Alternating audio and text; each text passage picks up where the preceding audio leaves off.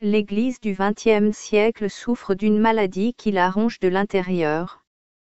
L'expression du visage de Jésus, lorsqu'il me parla de son corps, est gravée à jamais dans mon esprit.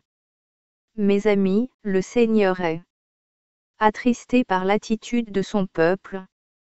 L'Église ne ressemble pas à ce qu'il est. Je sais que de telles paroles écorchent vos oreilles, mais c'est simplement un constat. Jésus désire que son peuple s'abreuve de nouveau à la source de l'Évangile et non plus au fleuve mondain où une eau flétrie, charnelle est servie par des serviteurs de la chair et non de Dieu. Il y a un contraste entre ce que Dieu veut et ce que certains hommes, s'appelant hommes de Dieu, ont fait de sa parole. Ils disent servir Dieu, mais ils se servent du nom de Dieu pour satisfaire leur convoitise charnelle. Je suis toujours surpris de constater que, chaque fois que l'Éternel me parle de son peuple, c'est à travers un flot de pleurs. Oui, vous avez bien lu, Dieu pleure. Je n'ai jamais autant versé de larmes que depuis le jour où il a déposé ce fardeau sur mon cœur. Jésus souffre encore. Chaque fois que nous blessons notre prochain, chaque fois que nous agissons avec légèreté avec sa parole, que nous jouons une comédie religieuse hypocrite dans les assemblées, chantant des lèvres des chants de victoire, de communion alors que nos cœurs ne sont pas droits devant lui, nous écorchons son cœur avec le fer rouge de notre méchanceté. Aujourd'hui, bien que bénéficiant d'une connaissance digne des anciens scribes, de moyens modernes, l'Église a perdu ce qui faisait sa splendeur, sa simplicité.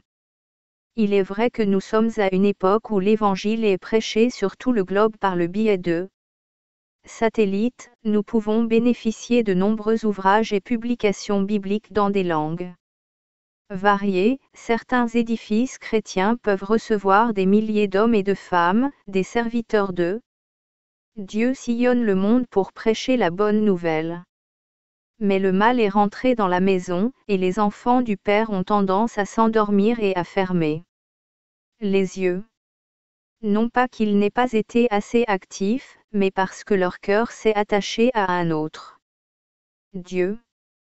Ce message est dur à entendre, je le sais, mais c'est une réalité, le cœur des enfants de l'Évangile n'est plus intègre, ils acceptent la compromission avec celui qu'ils dénoncent et attaquent de leurs cris. Satan. Aujourd'hui, des prédicateurs prêchent le succès, la réussite, l'abondance, voyagent dans leurs avions privés, roulent en Cadillac, parlent du Saint-Esprit comme d'un ami intime, mais renient ce qui fait l'essence de l'Évangile, la simplicité, l'humilité, l'amour.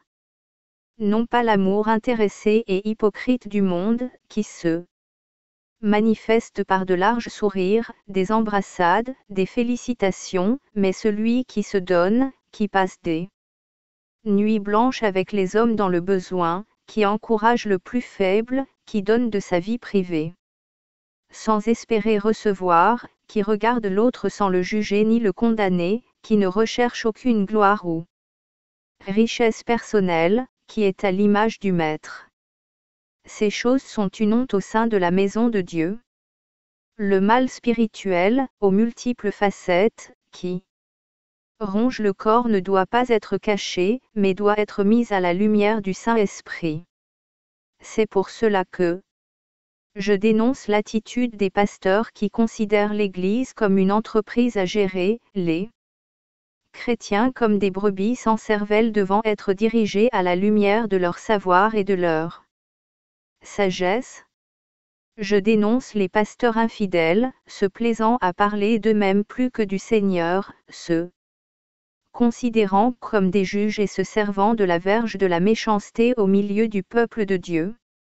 Je dénonce les serviteurs infidèles qui cachent, sous le manteau de la piété, leur adultère, leur homosexualité, leur vol, leur duplicité, leur fraude. Je dénonce ceux qui, à la recherche d'une gloire personnelle et de la reconnaissance de leur Père, prêchent l'Évangile.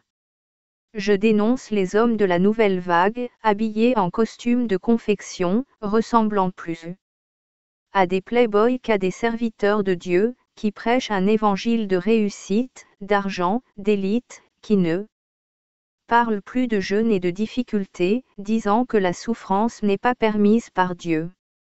Ils occultent certaines vérités bibliques ne convenant plus à leur style de vie, ils font des chrétiens, des hommes mondains, hautains, gourmands, recherchant toujours à avoir plus sans rechercher la volonté de Dieu. Je dénonce les docteurs du Saint-Esprit. Hommes se vantant d'instruire et d'éclairer le peuple de Dieu sur l'Esprit de Dieu, manifestant même par leurs mains des guérisons, mais qui ne connaissent pas les rudiments de l'Évangile et infectent les enfants de Dieu de fausses doctrines.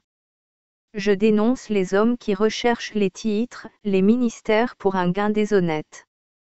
Je dénonce les hommes qui se disent serviteurs de Dieu et qui n'acceptent pas le message de la parole de Dieu dans son intégralité, qui parle de contexte lorsque certains passages de la Bible les dérangent.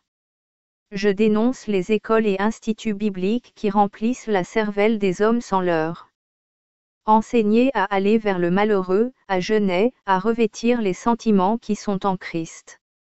Je dénonce un certain culte de la personnalité, au milieu du peuple de Dieu, envers des hommes qualifiés de grands serviteurs, qui se déplacent à grands coups de publicité, de campagnes d'affichage où leurs images et leurs noms sont écrits en si grands caractères qu'ils cachent celui de Jésus.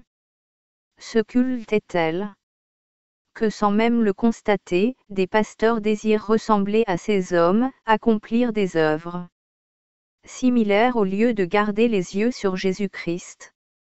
Je dénonce les chrétiens qui affectionnent l'émotion et les sensations plus que la vérité.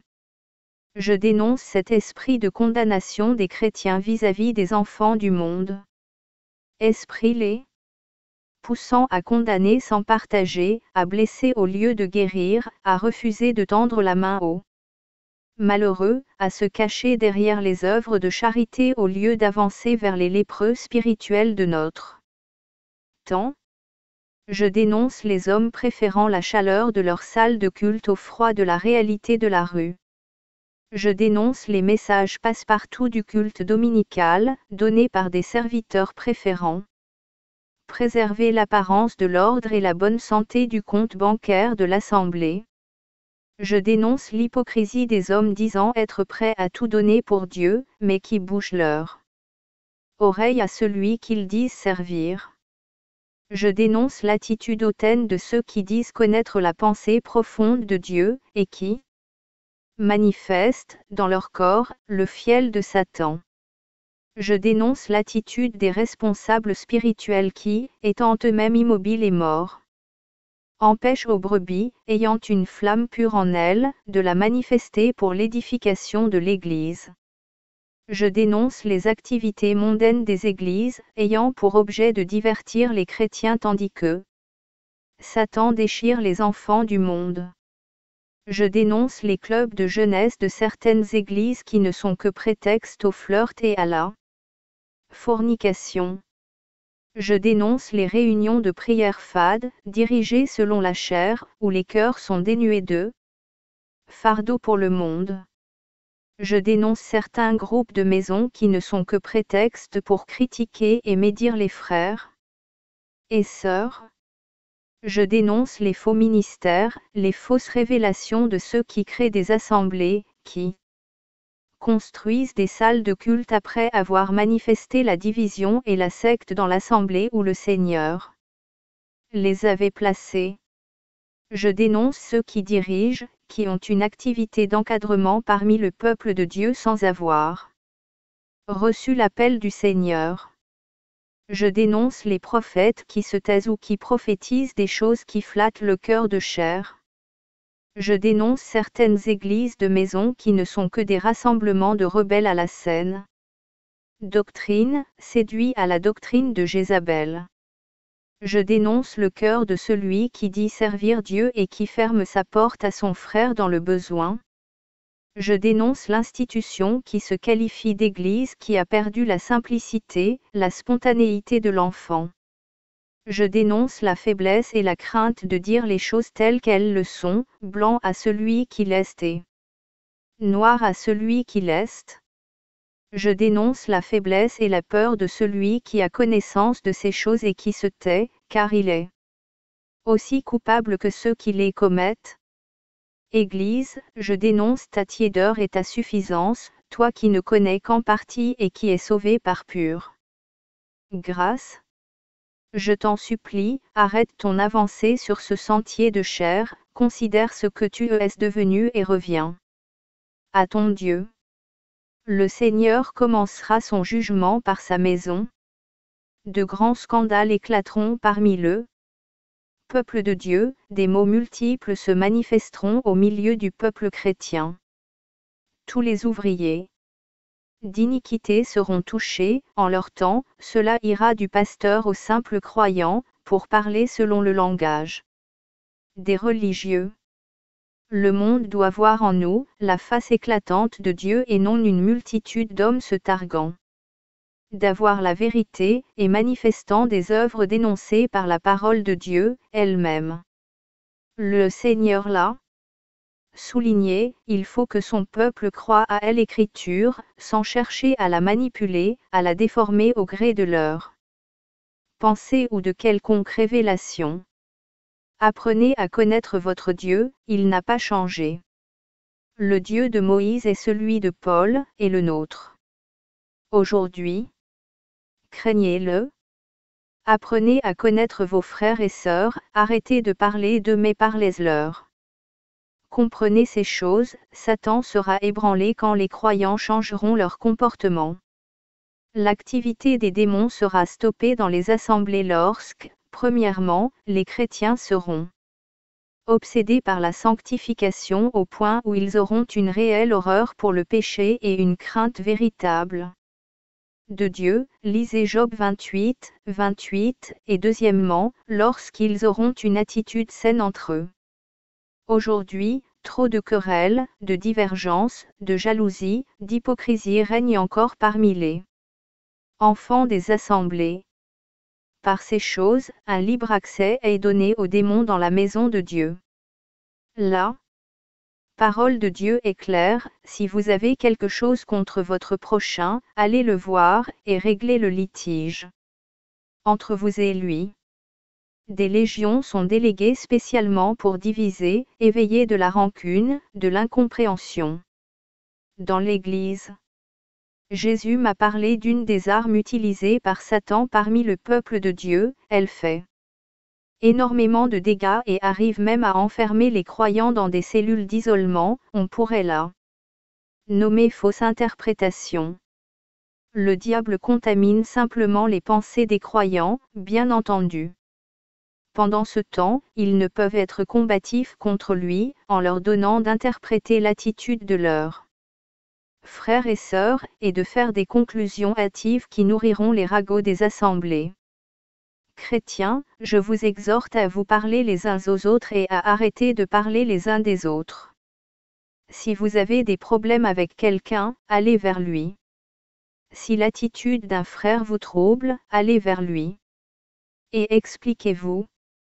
Par nos relations, nous pouvons changer énormément de choses dans l'Église et chasser tous ces démons intrus, qui font tout pour nous détourner du but et du combat véritable. Combien mon cœur est attristé, lorsque, présent dans les assemblées, l'Esprit de Dieu m'ouvre les yeux et me permet de voir la présence de démons qui narguent Dieu. Je serais curieux de savoir, sur un nombre de 100 croyants, combien représente une menace pour l'enfer. 70, 50, 20, 10, 5. La situation est critique. La sainteté doit être notre but. Retrouvez votre cœur d'enfant et produisez des fruits dignes de l'Évangile. Que Jésus soit tout pour vous. Souffrez de même tout pour lui, quel qu'en soit le prix. Il en est digne. à l'Église de Jésus-Christ. J'exhorte à l'unité, à la vérité et à la liberté. Que les assemblées se libèrent du moule chrétien évangélique religieux qui a été légué par les fédérations évangéliques missionnaires occidentales. Nous avons notre spécificité d'hommes et de femmes caraïbéens, issus d'une histoire douloureuse et d'un riche métissage. Dieu nous accepte et désire que nous croissions dans cette spécificité unique. Les assemblées des îles sont, aujourd'hui, de pâles reproductions des assemblées américaines ou européennes. Vous me direz que c'est parce qu'il y a un même esprit qui y agit. Cela voudrait alors dire que l'Éternel cautionne une culture au détriment d'une autre, et ainsi, que notre culture caraïbéenne, et principalement la branche nègre, est satanique. Il faut prendre garde à ce que l'on dit et ce qu'on laisse paraître. L'Éternel est le Dieu de tous. Les hommes n'est en aucune sorte un colonialiste. Il se sert de cœur juste et saint. Il y a aujourd'hui une censure faite sur tous les aspects propres à notre culture dans les assemblées. Où se trouve le tambour? Dans les louanges? Où se trouve le créole? Où se trouve notre identité créole propre? Je le dis fort, elle est considérée par beaucoup de religieux comme satanique et mauvaise. Il y a aujourd'hui, dans les assemblées, des hommes et des femmes qui sont de parfaits singes, cherchant à imiter les mouvements occidentaux, à imiter l'occidental. Ils ne sont pas eux-mêmes et se cachent avec des démons derrière des masques. La même injustice qui s'est manifestée dans le système scolaire de nos pays se renouvelle dans les assemblées. Les âmes les moins instruites, les moins occidentalisées n'ont pas droit à la parole et sont astreintes à des tâches souvent serviles. Pourquoi? Parce que c'est le même esprit qui agit dans ces deux systèmes. Dieu ne fait exception de personne et ne se base sur aucun diplôme pastoral ou académique. Pour utiliser une âme, aucun être humain ne doit être considéré dans l'Église comme dans le monde. C'est une honte. Enfants des assemblées, soyez libres et vrais. Que les assemblées arrêtent de se regarder avec méfiance. Que les chrétiens arrêtent leur discours démagogique, de critique, mais que Jésus soit la base de vos prédications, de vos pensées. Le monde remarque plus vos querelles que votre sainteté. Ce fait est honteux. Le diable s'en sert pour empêcher aux appelés de venir à Christ. Je vous avertis que l'Église, telle qu'elle est aux Antilles, ne pourra faire face à l'énorme crise qui se manifestera sur nos terres. Il arrivera un temps où les chrétiens seront obligés de s'impliquer, au-delà des réunions de prière, du culte dominical de 10 heures. Une misère morale, matérielle touchera les îles. La structure familiale sera la première touchée. De nombreuses sectes trouveront leur paradis sous le soleil des tropiques. Ces choses sont déjà là, dans le secret, et le jour où elles éclateront, tout ira très vite. Église des îles, tu te devras de faire face à grands cris, ou tu te condamneras toi-même par ton silence. Jésus m'a parlé d'une partie de l'Église qui, par son silence, son manque d'engagement deviendra comme l'Église catholique, froide, morte, parlant du Seigneur mais rejetant sa force, haïssant tous ceux qui dérangeront sa tranquillité. Prenez garde à ne pas devenir mort par votre routine, votre orgueil.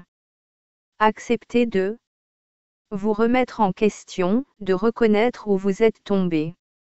Laissez le Saint-Esprit vous charger du sentiment de Jésus pour le monde, ôtez le bâillon que vous lui avez mis par votre orgueil. Acceptez de payer le prix du combat spirituel. Que les croyants se tournent vers les enfants du monde et gèrent leur moment libre à la prière, au jeûne, à l'évangélisation selon le désir de Dieu. Nos frères de sang ont besoin de nous. Soyez vous-même, ne cherchez pas à ressembler aux autres nations. Jésus veut se servir de votre sensibilité, de votre culture pour parler au peuple des îles. Priez, évangélisez, chantez, dansez selon votre identité propre. Jetez cet habit de religiosité qui vous étouffe et vous maquille. Le peuple chrétien antillais a des yeux d'espérance tournés vers l'Occident et en attend inconsciemment un renouveau, un réveil. Il ouvre sa porte sans méfiance à des loups américains, anglais, français métropolitains, allemands, africains, etc. Ce sont des masses qui se ruent dans les séminaires. Campagne et église ouverte par ces hommes.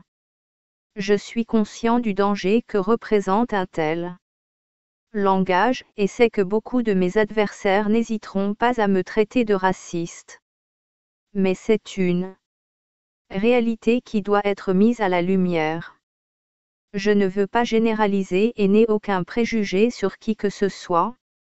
Mais il faut le dire, nous Antillais, nous sommes les premiers à rejeter et détruire les enfants du pays qui ont reçu de la part du Seigneur, et à cautionner des hommes et des femmes que nous ne connaissons pas, et qui pour beaucoup, sont venus chercher le soleil, la vie facile et la richesse dans nos îles.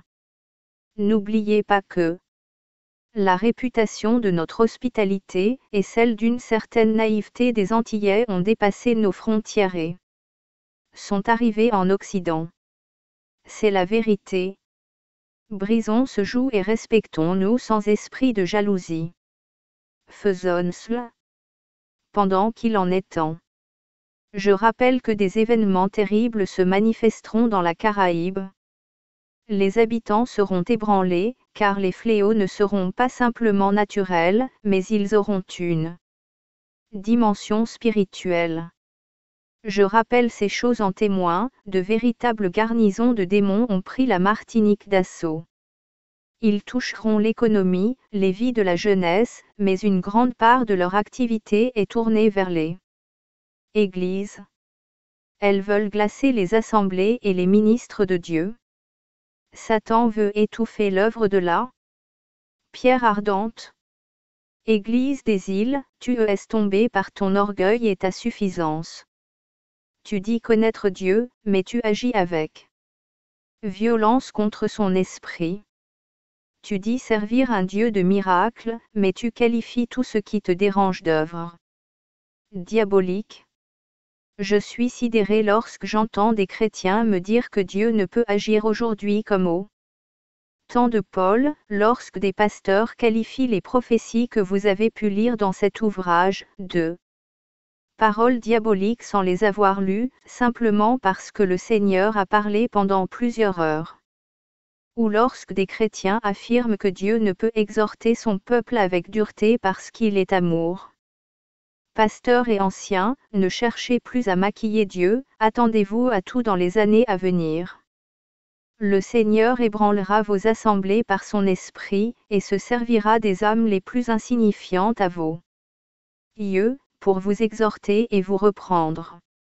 Le Seigneur m'a assuré qu'il est en train de mettre à part un petit nombre dans les assemblées, de réveiller son peuple, de lui donner la vision des âmes perdues. J'ai été étonné de constater que beaucoup de jeunes convertis, d'hommes simples font partie de ce petit nombre et ont en eux une véritable soif de sainteté et de vérité. De par toutes les communes de Martinique, des chrétiens sincères manifestent des dons spirituels, reçoivent des paroles de connaissance, de sagesse, de prophétie, partagent le fardeau du Saint-Esprit, pleurent sur les âmes prisonnières de Satan. Regardent le péché avec dégoût, partent évangéliser avec leur foi et leur cœur. Mais combien préfèrent se cacher et se taire par peur du regard des religieux? Beaucoup sont également bâillonnés par les pasteurs et anciens, qui voient sûrement en eux un danger pour leur tranquillité. Que ce petit nombre sache que le Seigneur partage sa douleur, et il vous encourage à la sagesse de Dieu. Manifestez le talent que Jésus a mis en vous.